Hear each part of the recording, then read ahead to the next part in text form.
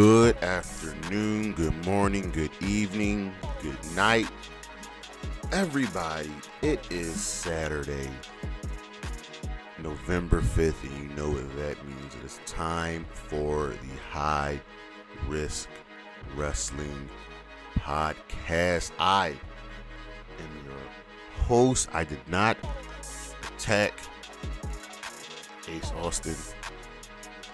It's me and Jeremy Pierce, and today we'll be looking at Crown Jewel. Usually I would do like a what just happens, but we're starting to get a lot of these events on Saturday, so it's hard to do a preview show. What I might have to start doing is doing a preview show Thursday, Friday, whenever.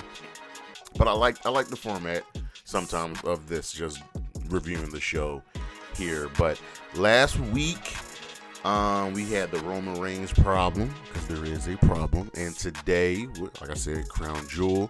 You can always catch me on my socials, Charismatic Creations on Facebook, Tumblr, and YouTube, Charismatic_Creations 52 on Instagram, and the 215 on Twitter. I should probably change my Twitter handle to Charismatic Creations. I should probably do that. Maybe. I don't know. We'll find out. But for now, you know what's next. So just go on and hit my music.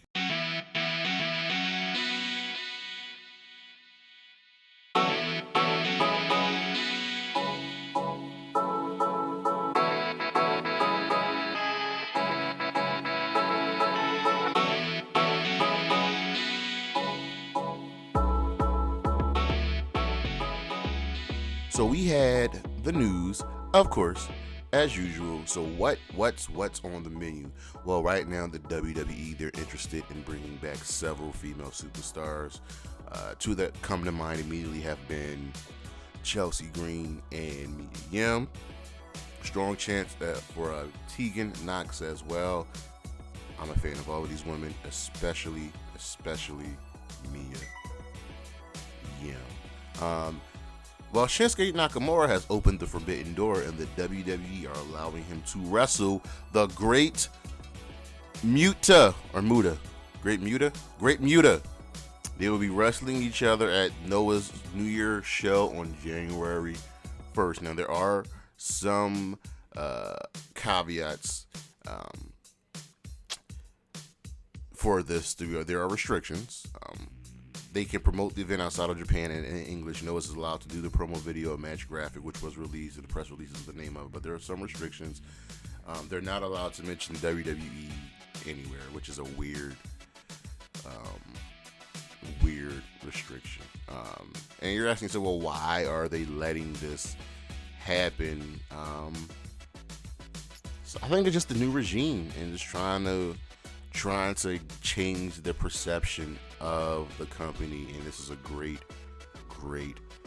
way to start. Smackdown on the 28th, that came on FS1. Their ratings, 835,000 viewers with a 0.23 and the 18-49 demo.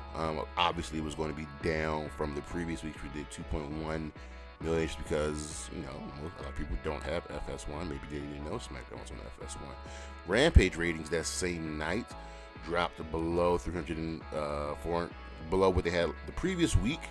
They did 387,000 with a 0.12 on the 18-49 demo. NXT released 5 wrestlers. They are Ru Feng, Damaris Griffin, Eric Yan. 2 of the bigger names are Sloane Jacobs and, Sloane Jacobs, who you know is Notorious Mimi on the indie scene, and Bodie Hayward, who was looking like he was going to make a name for himself, but he's apparently might have been an issue backstage. WWE, they're getting closer and closer to a Queen of the Ring, or the Queen's Crown event for one night only.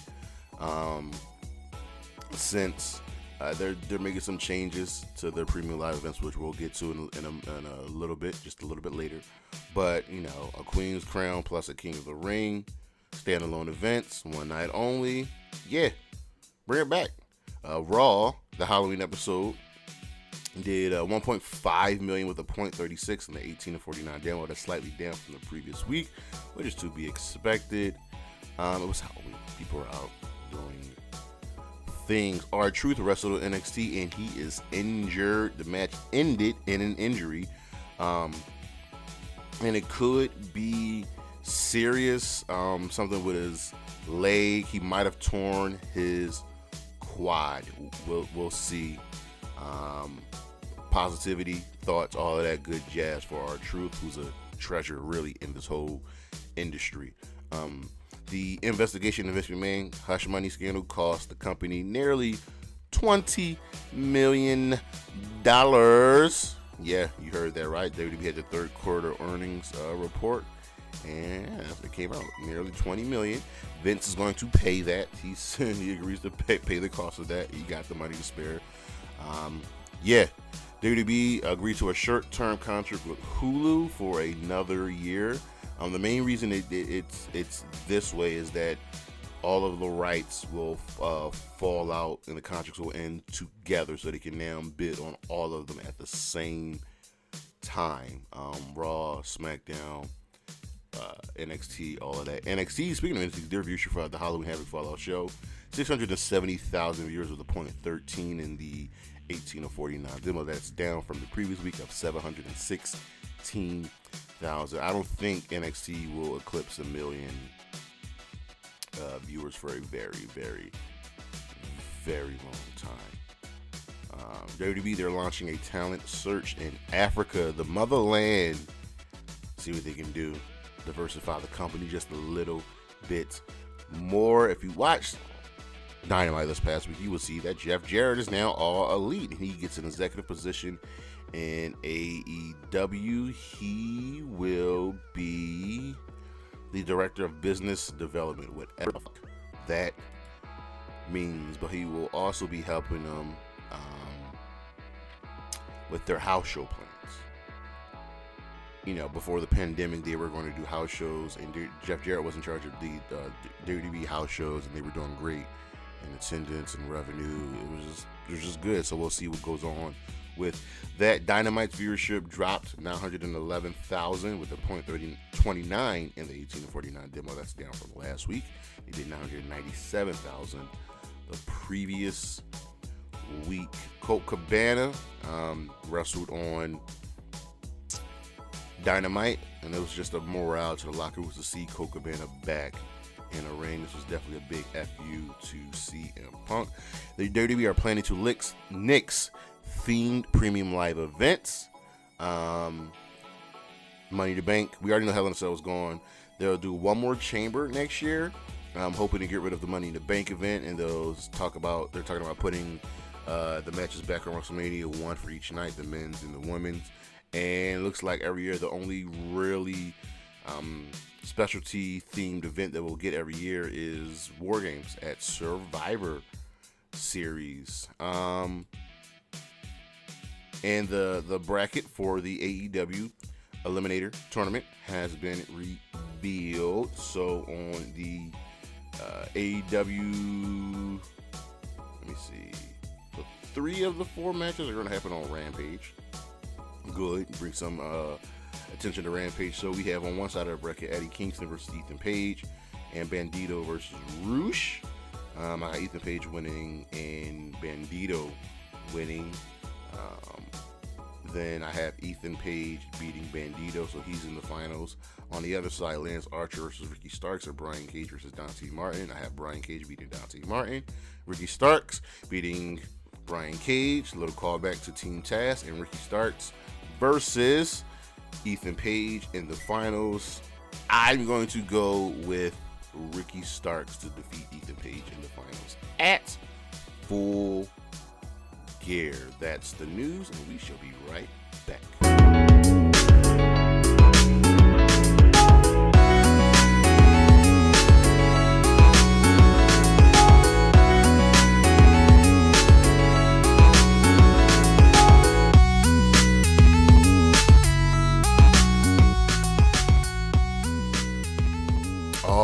let's run through this week in review and then move on over to Crown Jewel. I almost said Full Gear, but Monday Night Raw was the go-home show for Crown Jewel. We opened up. Bianca Belair defeated Nikki Cross. Damage Control attacked afterwards. Nikki Cross made her presence known, gave Bianca a hell of a fight. Asuka and Alexa made the save, and they'll get a tag team title shot later in the evening. And Dakota Kai's like, why? She's like, why? Huh? Why? I'm with her. Bobby Lashley and Brock Lesnar brawl, because that's what they do. Seth Rollins beat Austin Theory. Very good match. Roman Reigns had a segment in the ring. He's over. He's a major star. Miz came out. Roman spoke facts like, yo, I'm tired of putting over people that are worthless. Logan Paul, he got him shot. Miz came out and said, listen, I know Logan Paul. I helped you defeat him. You helped me with my Dexter Lumis problem. And Roman laid out The Miz, because that was the only way that segment was going to go. Carl Anderson beat Damian Priest. The Judgment Day attacked after the match. We had a in-ring segment with R-Truth, JBL, and Baron Corbin. Truth was like, yo, it's Halloween. JBL, you're just going as an old, out-of-date, out-of-touch white guy. Because that's what you are. Matt Riddle beat Otis in a trick or street fight. This was just great fun. Otis and Chad Gable came out dressed as Patrick Swayze and Chris Farley from their famous SNL Chippendales segment. It was sketch. It was hilarious. These guys go balls to the wall every single time, and I love it. Mustafa Ali beat The Miz after some interference from Dexter Lumis. Then we had Johnny Gargano do this WWE Investigates. You know how they do, like these drama things go. Segment on The Miz, and apparently, according to Johnny Gargano, The Miz has been paying Dexter Lumis to stalk him to get him over, and Miz stopped paying Lumis, and Lumis wants his money. That's the story we're going with right now. In the main event, Alexa and Asuka won the tag team titles. You knew that was going to happen. It is what it is. Raw gets a fist. Over on Dynamite, we had a wild and crazy show, and so much happened. So we open up. Jay Lethal and Darby Allin had a match. Jay Lethal wins after interference by someone dressed up as Sting. It was Cole Carter. Of all the people in the world, they chose Cole Carter. Stuff like this, you're supposed to choose a really big name, or someone that people know. Jeff Jarrett then shows up and hits Darby Allin with a guitar. Yep, and he, said some things, and Jeff Jarrett is all elite. Jon Moxley beat Lee Moriarty. Moxley was always going to win, but it was a great way to reintroduce Lee Moriarty. Ethan Page booted Moxley after the match. Shit Baker doesn't show up for her sit-down interview with Saraya. Has her on with Tony Schiavone, and Soraya's asked, what's medical like, and she said she's going to let us know next week. Billy Gunn birthday celebration was interrupted by the Ass Boys, wondering why they weren't there. Morrissey attacks, and the Gun Boys also jumped them, and then till FTR makes the save. Jericho's open challenge for any former Ring of Honor champion World Women's Tag TV Trios was answered by none other than Colt Boom Boom Cabana. You can see the joy on his face that he was wrestling in the ring once again. Jericho won. They tried to attack, the JSA tried to attack Ian Riccaboni until the BCC made the save. This is not over between this. They've been feuding for a hot minute. Orange Cassidy retains the All-Atlantic Championship in a triple threat match against Luchasaurus and Rey Fenix. Pac wanted Fenix to use the hammer, which he did. So Pac attacks OC after the match until Katsuyori, Shibata, and the Best Friends make the save. Shibata signs the contract and will take on Orange Cassidy Friday on Rampage for the All-Atlantic Championship. It's great to have Shibata back. And then the very next segment was Rick Ross with Swerve. Oh my God, this was hilarious.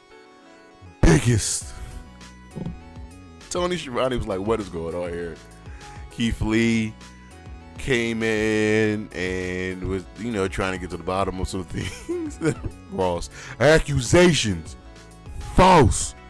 We talking positive. We keeping it positive. It was great. We had a segment, promo video, whatever, for the rebirth of the House of Black. So it looks like they were making a return soon. Jade Cargill retained the TBS Championship over Marina Shafir. And in the main event, Samoa Joe retains the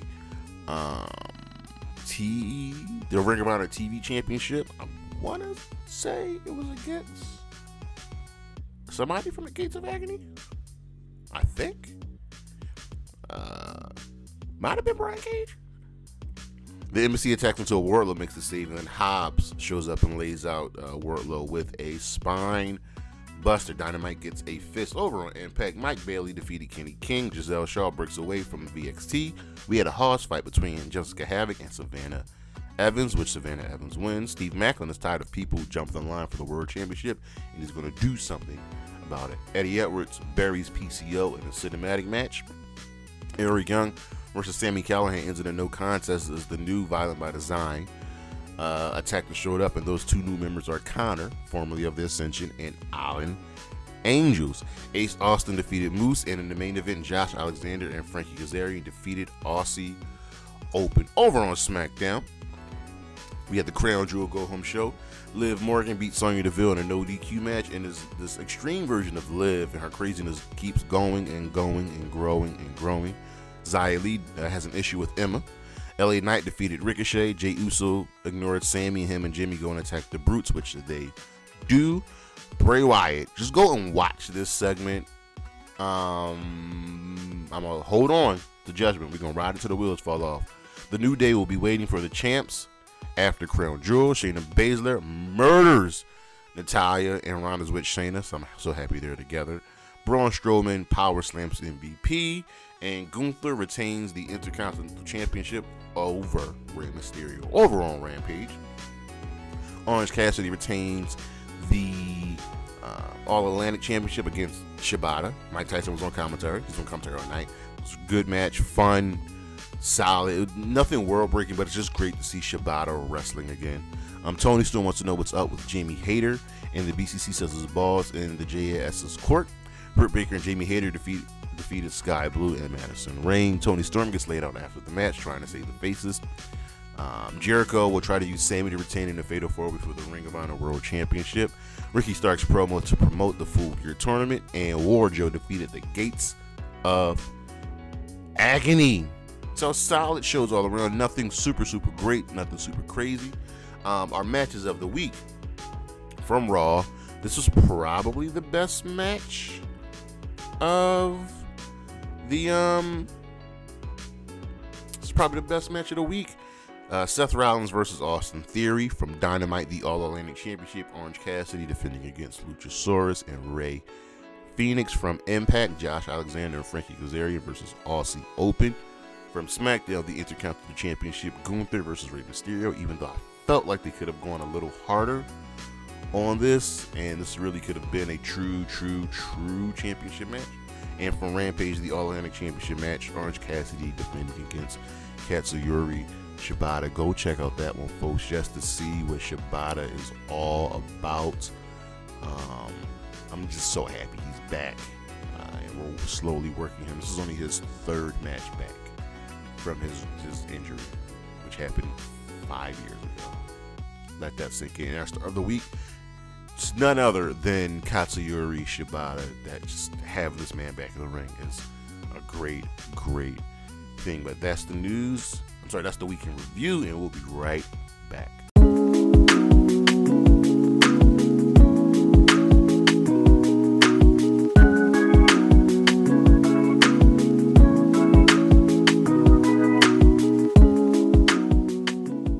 Crown Jewel, Blood Money Part whatever. But this is now an annual thing. We have 6 years left on this contract, so we just gotta deal with it. So we got a couple matches. I think we had 8 matches. Check. 8 matches. And let's just get into it. How was the show? These things usually aren't super exciting, but whatever. So we're going to ask ourselves what just happened. And well, what happened was we got an okay show, one title change, and none of the results were ever in question, except for, if you saw me on Friday Night I predicted most of these matches. There was one match I really wanted a title change, but we'll get to it. Our opening match was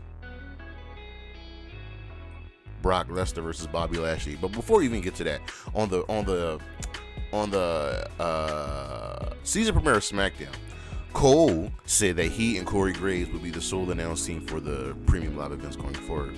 The announce team for the show was Michael Cole and Wade Barrett. Yeah. So we already got a change. But Brock Lesnar, Bobby Lashley, first match of the evening. Lashley made his ring entrance. Then we had a video package. Brock came out and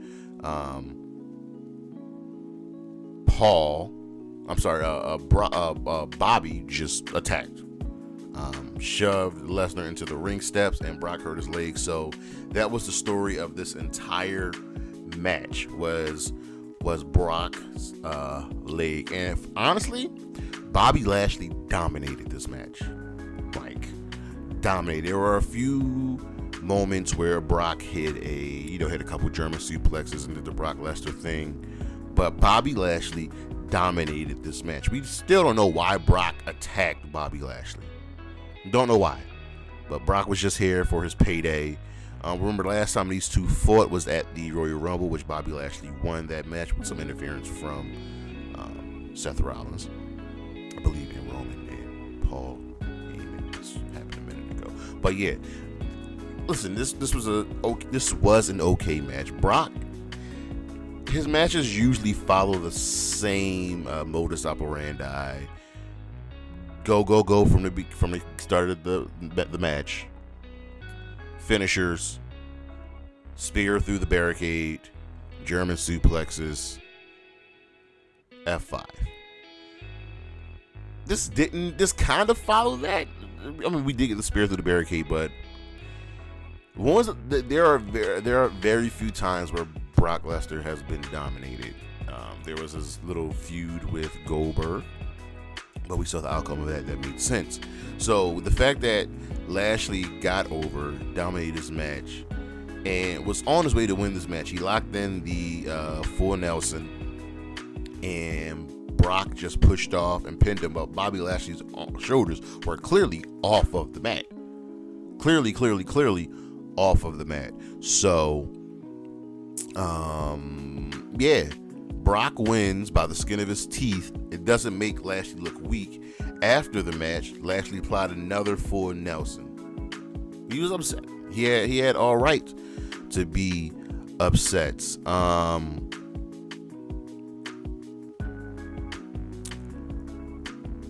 Yeah, I guess we're gonna go get a rubber match. The fans here were booing Lashley. That doesn't really matter to me. The fans there are, I'm not gonna say irrelevant, but it's like they just do what they want to do. The match was fine. There were no stakes. There was nothing involved. Will this feud continue? Maybe. Next up, we had Asuka and Alexa Bliss defending the women's tag team championships against Kai and Sky. And Kai and Sky won. Kai and Sky got the belts back. Damage Control was throwing a bone. This was a solid match. I mean, listen, the outlier for this feud is always going to be Alexa Bliss. She is not on the same level as Asuka, Dakota Kai, and Io Sky. I told you, I think Io Sky is the best wrestler on the planet, male or female. Asuka's probably the second best. So she's got to pull her weight. And yes, she did look fine here. Right before the match, we had a backstage interview. Byron Saxon interviewing Alexa and Asuka. And as he was talking to them, Bray's Firefly imagery showed on the screen. Alexa noticed, shook it off, continued talking. So maybe we're going to go with Alexa Bliss being the first to join the Wyatt Six. And this was a solid match. It was okay. You know what I mean? Bliss, near the end, Bliss hit a twisted DDT, Kai shifted to the body and rolled into position for a top rope Bliss, which looked ridiculous. I mean, you got to do your best to make Alexa Bliss look good and look believable. Nikki Cross showed up, gave Alexa a neck breaker at the top rope. Kai made this cover. Ref counted 1, 2, 3. Bada boom, bada bing. Now we're making our way to War Games. And we did get a War Games video saying that it will be 5-on-5 between the men and the women. So there is that. So you figure Damage Control, Nikki. Don't know who the 5th for them would be. We'll find out. Our next match of the evening was Drew McIntyre versus Karrion Kross. And listen, y'all know how I feel about Karrion Kross. He is average. He is basic. He is just here. He is ho-hum. How you doing? Creator Wrestler number 48. I don't know what Triple H's infatuation is with this guy. But yeah. Steel cage match. And it was okay. After watching AEW steel cage matches, I don't like the fact that you can escape the cage anymore. I prefer steel cage matches now have to end in the cage. I know there's more drama with either going through the door or climbing over the top, but just ending it in the ring by pinfall, submission, or knockout seems so much better. This was fine. Drew got the win back. Scarlett got involved. She pepper sprayed Drew. She pepper sprayed the ref. I don't know. It's whatever. I'm hoping this feud is over. I'm really, really hoping it's done. Kross yelled after the match that, it wasn't supposed to be like this. Not supposed to happen like this. Not like this. Whatever. Fucking lost, you dork. Anyway. I'm sorry, yo. Karrion Kross is so average. I'm hoping this feud is over. Drew won 2 matches to 1. Let's move on. SUVs pulled up. The bloodline is here saying Sami Zayn. You know why Sami can't show up? Because he might be murdered. Blood money. Judgment Day versus the OC. And you knew how this was going to play out. It's a solid tag match. Nothing memorable. And the real story of this match is Rhea Ripley. She told Cole before that, look at her here. She was paying homage to the late great Beth Phoenix because they murdered her at Extreme Rules. So we're probably gonna get this Beth Rhea match at some point before WrestleMania. That's a good timetable. But this was a solid match. It was okay. Nothing crazy. Nothing absurd. And Judgment Day have looked good since Triple H has become in charge. They look really good. They've beaten the OC. Rhea got involved. So who are the OC going to get to deal with Rhea? Probably Raquel. Then we had a battle of our monsters, Omos versus Braun Strowman. I don't like Braun. Really don't like Omos. But I really don't like Braun. This was an okay match. But Omos looked really good here. This is how Omos should be presented, should be protected. He dominated this match. Just like how I said Bobby Lashley dominated his match, Omos dominated Braun. And Braun got lucky, caught him with a running power slam, and that was it. But Omos was dominant. He talked trash. He's beating the holy hell out of Strowman, tossing him around the ring, inside out, saying I could push you to sleep. And he looked good here. Even though some might say it made him look weak with the way he lost, even losing the one running power slam. It helps elevate Omos while lowering Braun. It was just a no-win situation. MVP wasn't there because, well, MVP is a former Muslim turned atheist, and that is punishable by death. Yeah. but I wasn't expecting much here. It was fine. It was serviceable. It was passable. Next up, Undisputed Tag Team Championship, the Usos defending against the Brawling Brutes, Ridge Holland and Butch. And again, another match where the ending was never in question. The Usos won to set up the legendary final match between, I'm not going to say finals, but set up a legendary match between the Usos and the New Day. These guys, know each other so well. And it's about time. Will the Usos break the streak? Speaking of the match, it was fine. Wasn't super long. Wasn't super sure. It was about 11 minutes, but it was good for what it was. The crowd was into it.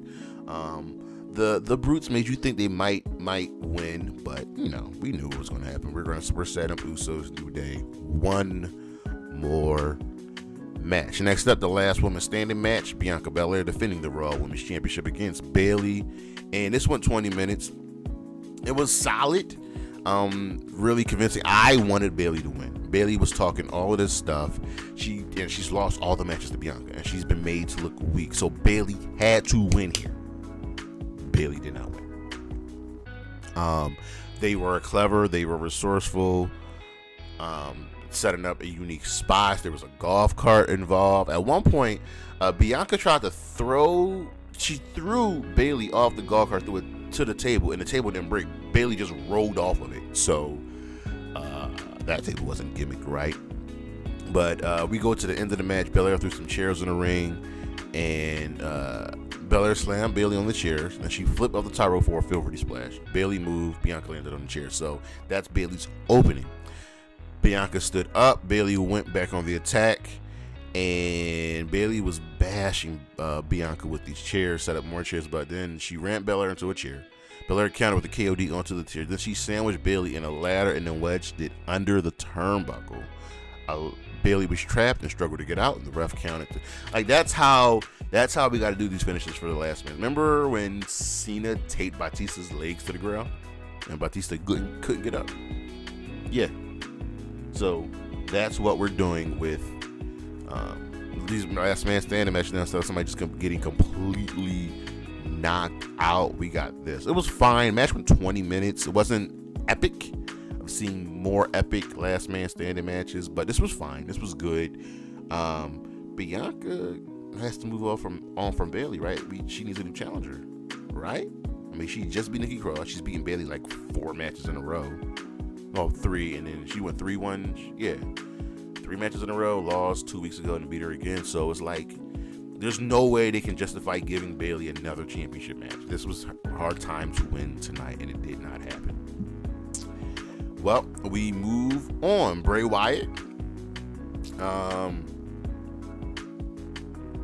came out, cutting his promos, and he's talking about himself. He said that some might say they're even larger than life. For his wrestling family, his wrestling family.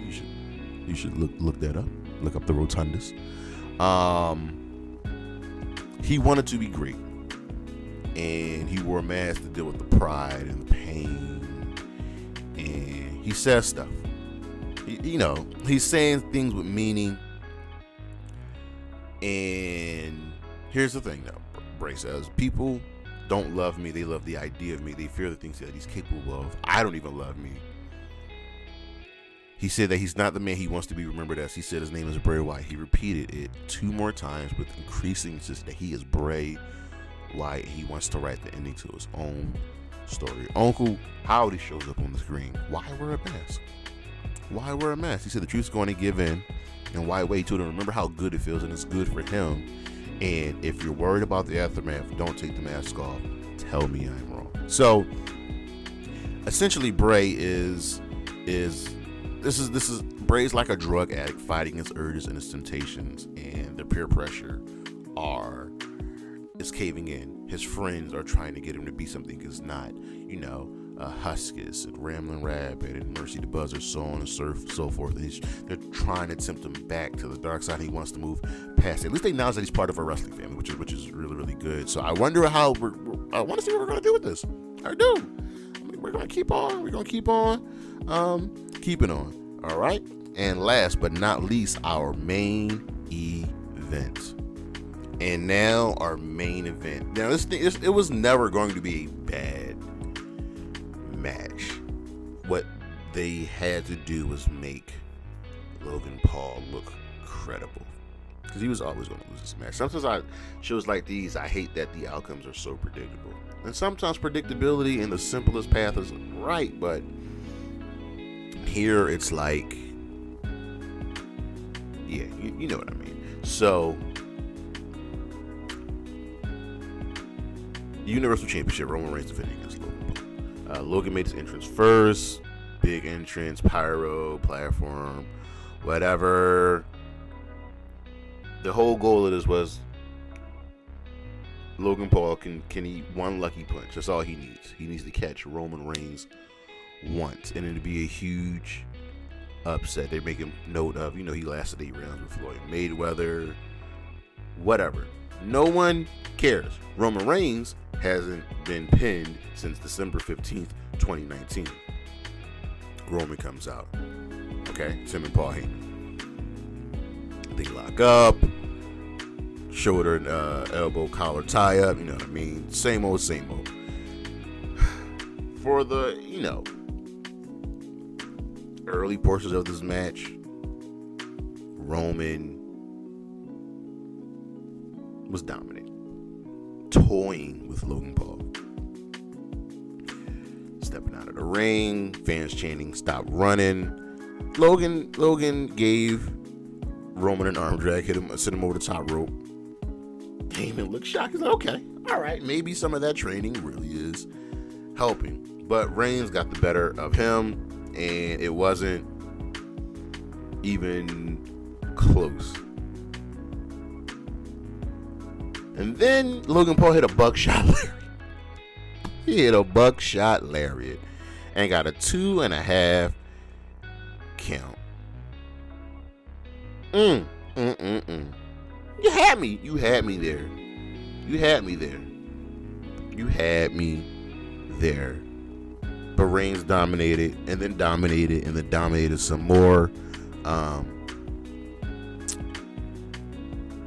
Yeah. Logan then clothesline Reigns, and then Logan caught Reigns with a back elbow, and then landed a blockbuster, which, like, okay, that's kind of been like his thing. And they made it, and they tried, like they tried. Logan caught Reigns with a Superman punch, kipped up, crossbody. And Heyman looked shocked. Like, but Logan went for a sweet chin music. Reigns caught him, hit a Uranagi. Tried to get him with a Superman punch, but Logan ducked, gave him a kidney punch, then hit him with a Superman punch. And Reigns is rubbing his face. He rolled to the floor. Just a veteran move. Logan cleared off the Arabic announce table and put Reigns through the announce table. Did a splash with the phone from his entourage.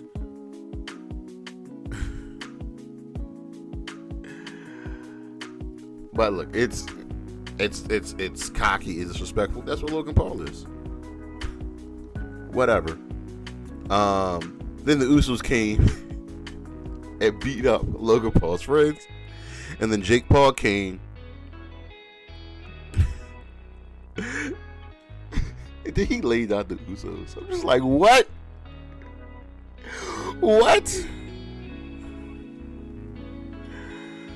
Logan celebrates with his brother until Solo shows up. First of all, you should be playing music for people doing run-ins. That's stupid. Even though Solo's theme is kind of a banger. Yo. Dun, dun, dun, dun, dun. Anyway, back to the match. Officials came and separated Solo and Jake. Logan hit a flying crossbody over the ropes to take out the Usos. And then he went back in the ring and got caught with a spear. Caught with a Superman punch and a spear. 1, 2, 3. Match over. So it was entertaining. It was fine. It wasn't nothing crazy. Like, it was a solid show. They tried to get us. They tried to get us, but Roman won. Who's next for him? Don't know. We only have really one more event scheduled, which is Survivor Series, and there's nothing for December. Day 1 got canceled, so Roman Reigns' problem, he's beating everybody. Who the fuck is next? But that's Crown Jewel 2022. Yeah. See y'all next year for Crown Jewel or Super Showdown or whatever Blood Money show they'll have next year. Next week, we'll be going back to faction warfare, looking at more and more factions. As always, the show's charismatic creations on Facebook, Tumblr, YouTube, charismatic_creations52 on Instagram, the 215 on Twitter, and as always, Zaya Lee, Wendy Chu, Shotzi Blackhearted, Gigi Dolan. Holla at your boy. Especially you, Gigi. I love you. That was weird. It's really weird and creepy. But holla at me. Peace.